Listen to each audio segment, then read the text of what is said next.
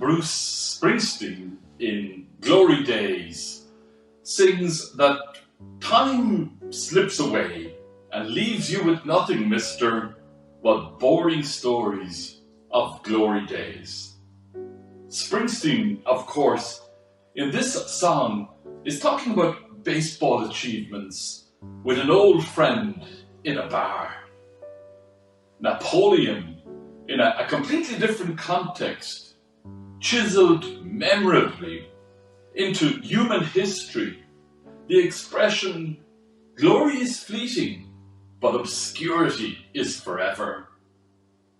Shakespeare, ever the wordsmith, crafted the image that the evil that men do lives after them.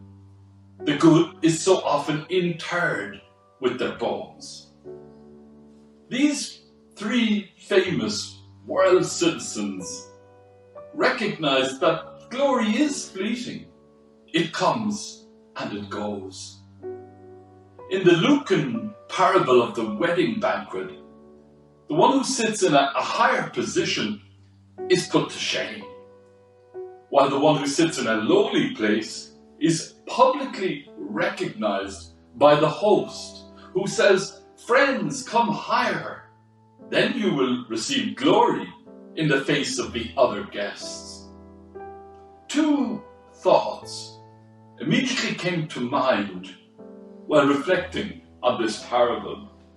First, a sense of shame that myself and Father Brian, here from the Scala community, gleefully accepted seats in a corporate box at the All-Ireland hurling final, cheering on our beloved Limerick. Believe me, we loved the experience, and we find it hard to go back to ordinary seats if we're lucky enough to be back in Croke Park Stadium. Second, I wondered if brides and grooms, who in modern times often choose circular tables as the norm for all tables at their wedding, are ever influenced by the strength of today's piercing parable. This last week served up some profoundly provocative images.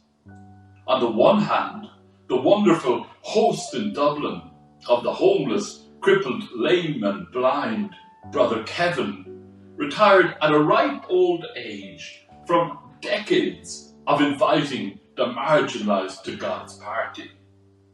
At the same time, a government minister was forced to admit that he owns 11 residences.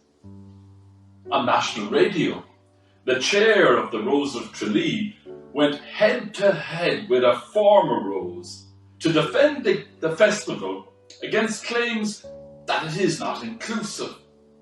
The former Rose, an Australian citizen, scornfully and passionately argued that amongst the 2022 roses, there were no disabled roses, no coloured roses, no LGBTQI roses.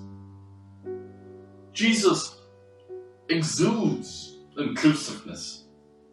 His parable teaches that inclusion is not tolerance, it is unquestioned acceptance.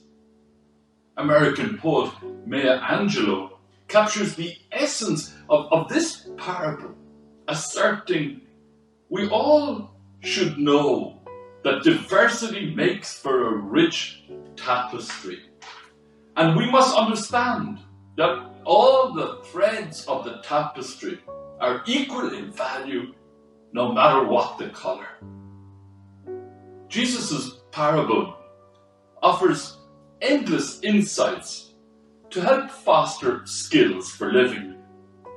For example, the parable suggests greatness is not found in possessions, power, position, or prestige.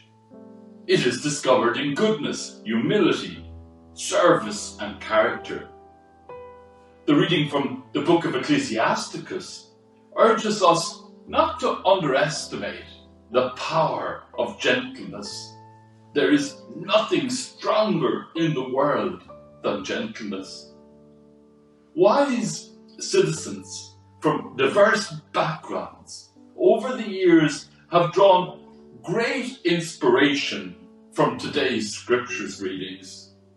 Nelson Mandela reassuringly stressed that the great glory in living lies not in never failing, but in rising every time we fail. Mother Teresa observed that we learn humility through accepting humiliation cheerfully. Taft Denson, an American religious leader, noted that pride is concerned with who is right. Humility is concerned with what is right. Jesus subverts conventional wisdom. Jesus understands in the word of psychiatrist Carl Jung that shame is a soul-eating emotion. Jesus grasps that rivalry doesn't really help anyone.